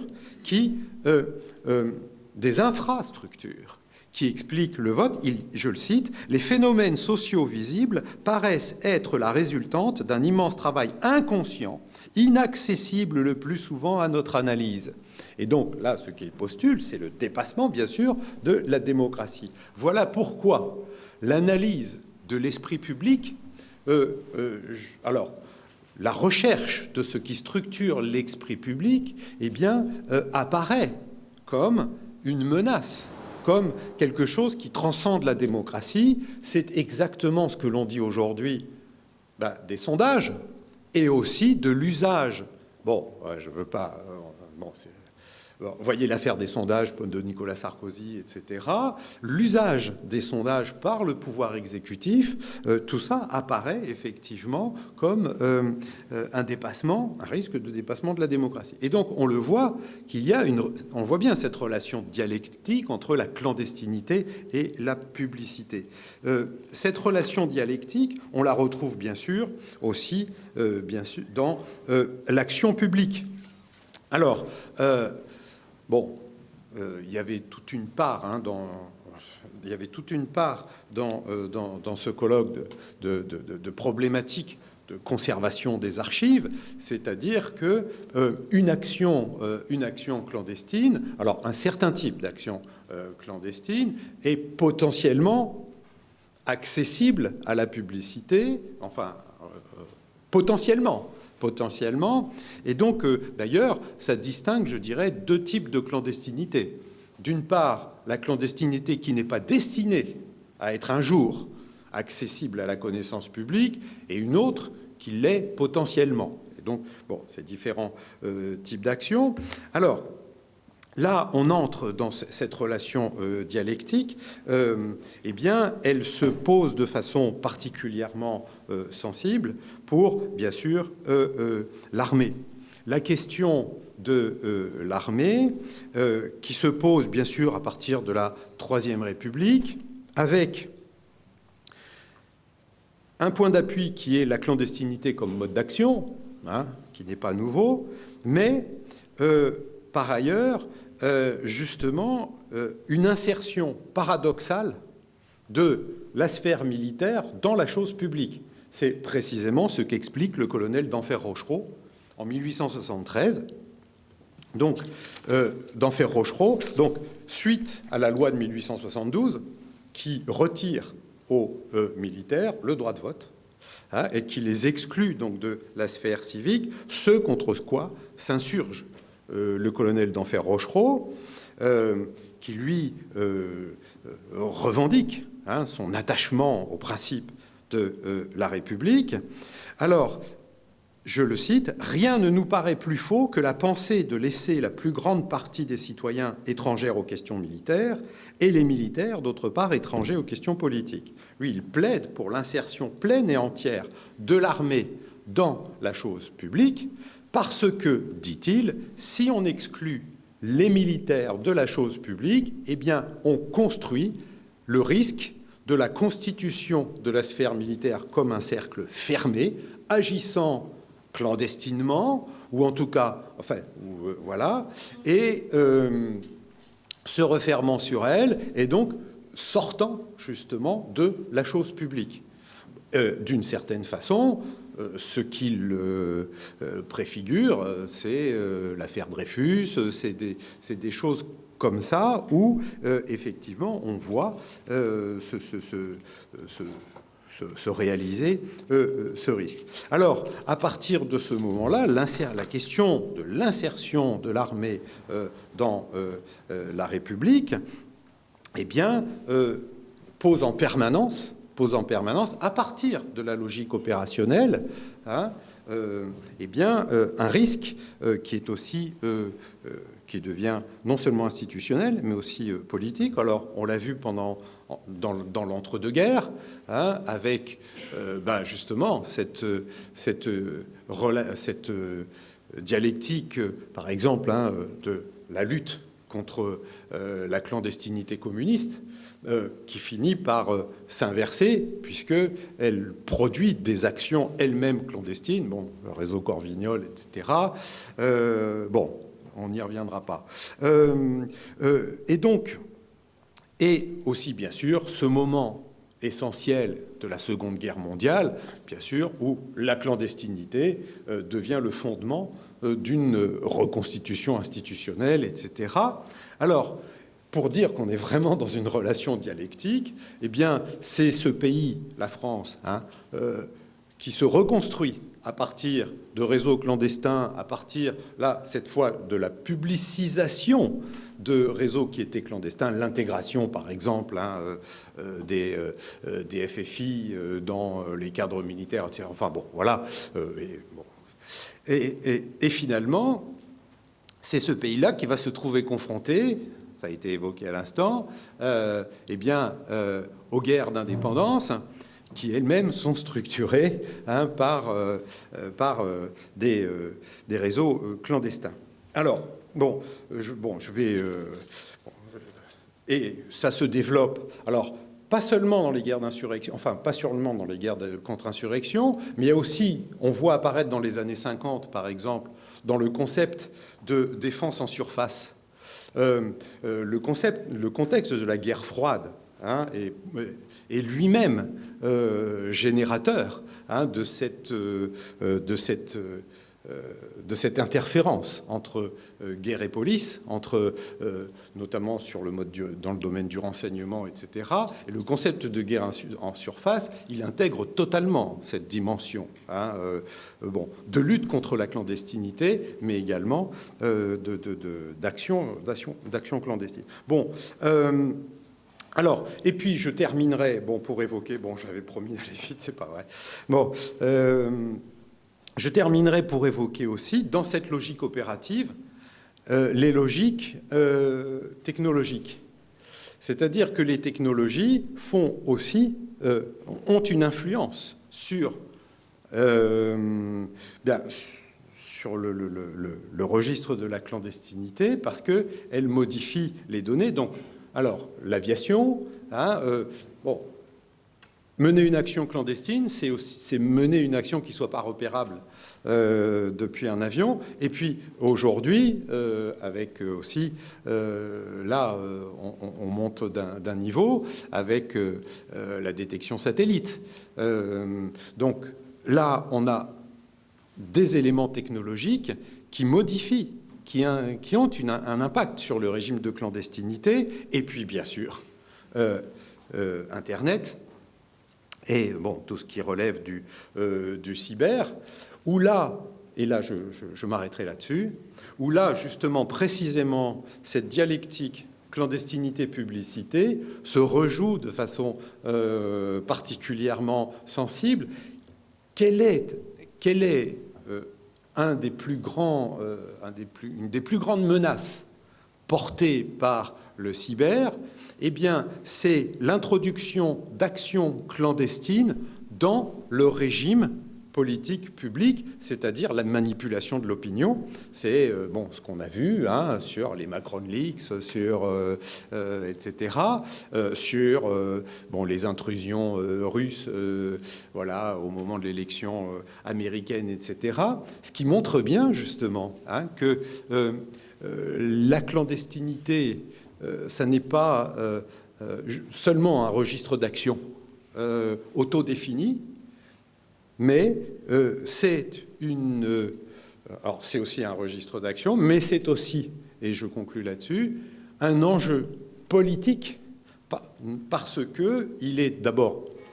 qu'elle pose en permanence la question de la publicité, et peut-être aussi qu'on peut éclairer le paradoxe britannique de cette façon-là. Finalement, ce pays si réfractaire à la notion de police et qui devient quand même un des grands précurseurs de pratiques policières et militaires et des usages de la clandestinité, c'est aussi peut-être à partir du principe que la force publique faisant l'objet d'un contrôle politique plus développé qu'en France, par exemple, notamment par le Parlement, et pas que, eh bien, ça justifie paradoxalement, peut-être, c'est une hypothèse, je n'ai pas étudié particulièrement, mais ça justifie paradoxalement une plus grande liberté d'action dans le registre opérationnel.